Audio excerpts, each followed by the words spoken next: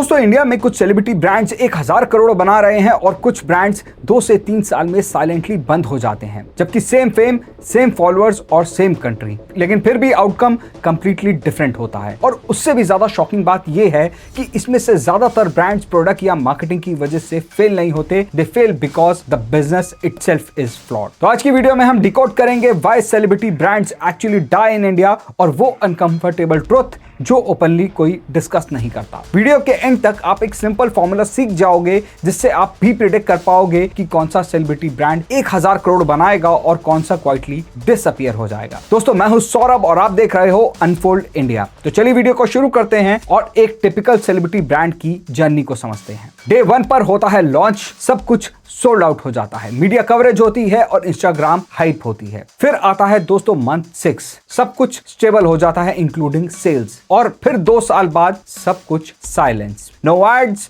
No hype और no discussion. Brand quietly fade हो जाता है। और सबसे इंटरेस्टिंग बात, ये फेलियर लाउड नहीं होता, साइलेंट होता है। अब इन सब में सबसे बड़ा मिथ क्या है कि followers is equal to customer, लेकिन रियलिटी ये है कि फॉलोअर्स अटेंशन देते हैं, कस्टमर पैसा देते हैं, और दोनों सेम नहीं होते। अगर फॉलोअर्स से बिजनेस बनता तो हर इन्फ्लुएंसर बिलियनियर होता। नश नाम का ब्रांड डेड, रेसन नाम का ब्रांड इनएक्टिव, स्कल्ट वैनिश हो गया, और ये सब ब्रांड बॉलीवुड के बिग नेम्स के थे। तो फिर प्रॉब्लम कहां है? इसका आंसर सिंपल फ्रेमवर्क में छुपा हुआ है। सेलिब्रिटी ब्रांड्स जो हैं वो सरवाइव करेंगे या फेल, ये 3 फोर्सेस डिसाइड करती हैं। पहला होता है प्रोडक्ट मार्केट फिट, दूसरा होता है सेलिब्रिटी अलाइनमेंट, और तीसरा मार्केट स्केल। अगर एक भी वीक हो जाए इनमें से तो ब्रांड कोलैप्स कर जाता है। लेकिन इनमें से एक फोर्स ऐसा है जो ऑलमोस्ट ब्रांड को किल कर देता है, और वो आपको थोड़ी देर में समझ आ जाएगा। अब दोस्तों सबसे इंपॉर्टेंट फैक्टर की बात करते हैं जो है प्रोडक्ट मार्केटिंग फिट। सेलिब्रिटी आपको फर्स्ट सेल देता है, प्रोडक्ट आपको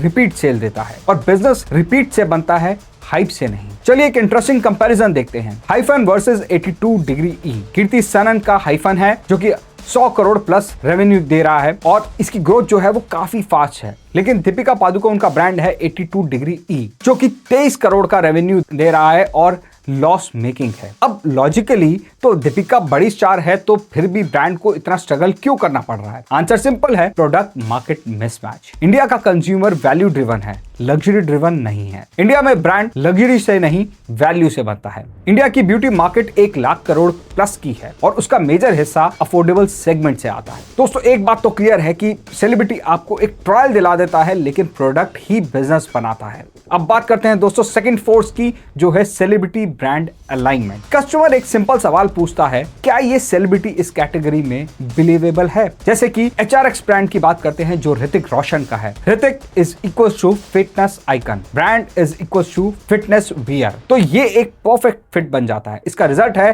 कि ये ब्रांड 1000 करोड़ प्लस का ब्रांड है। अब बात करते हैं के ब्यूटी की, जो कि कैटरीना कैफ का है। Katrina is equal to beauty image. Kay beauty practical है, अफोर्डेबल है, इंडियन स्किन फोकस है और 88 करोड़ का रेवेन्यू और प्रॉफिट है 11 करोड़ का। अब फेलियर मैकेनिज्म को समझते हैं। जब अलाइनमेंट फेक लगती है तो कस्टमर इंस्टेंटली रिजेक्ट कर देता है, और इंडिया में ऑडियंस इमोशनल है लेकिन स्टूपिड नहीं है। अब बात करते हैं थर्ड फोर्स की, जो सबसे ज्यादा अंडररेटेड है। इसका नाम है मार्केट स्केल। इंडिया एक प्राइस सेंसिटिव मार्केट है और यहाँ फैन बेस से बिजनेस नहीं बनता। लॉन्च सोल्ड आउट हो सकता है लेकिन स्केल नहीं हो सकता। अब बात करते हैं दोस्तों प्रीमियम ट्रैप की। मोस्टली सेलिब्रिटीज के जो ब्रांड है वो प्रीमियम बन जाते हैं और वही उनकी सबसे बड़ी मिस्टेक होती है। अगर मैं डेटा की बात करूं तो इंडिया में मेजरली कंज्यूमर 500 से 1500 प्राइस रेंज में शॉप करता है। प्रीमियम निश मार्केट जो है वो अभी लिमिटेड है और फैन बिजनेस नहीं बनाता, मास मार्केट बनाता है। अब थोड़ा सा पैटर्न को समझते हैं। नश ब्रांड कोई डिमांड नहीं, इसीलिए फेल हुआ। रेसन नो आइडेंटिटी, इसीलिए फेल हुआ। स्कल्ट नो रिपीट बायर। तो प्रॉब्लम सेलिब्रिटी में नहीं है, प्रॉब्लम सिस्टम का था। सेलिब्रिटी फेल नहीं होते, वो फेड हो जाते हैं। और अब एक अनकंफर्टेबल ट्रुथ की बात करते हैं। मोस्टली सेलिब्रिटी ब्रांड बिजनेस ही नहीं होते, they are monetization experiment. Launch करो, हाइप बिल्ड करो, इनिशियल सेल्स लो और फिर इंटरेस्ट खत्म। आपने बहुत सारे सेलिब्रिटीज को देखा होगा, इनकी पोस्ट अचानक से 2 साल तक तो रेगुलर आती हैं, उसके बाद गायब हो जाती है। ब्रांड बनाना इजी है दोस्तों, लेकिन सस्टेन करना एक बिजनेस है। अब बात करते हैं दोस्तों विनिंग ब्रांड्स जो हैं वो क्या अलग कर रहे हैं जिससे वो इस पोजीशन पे हैं।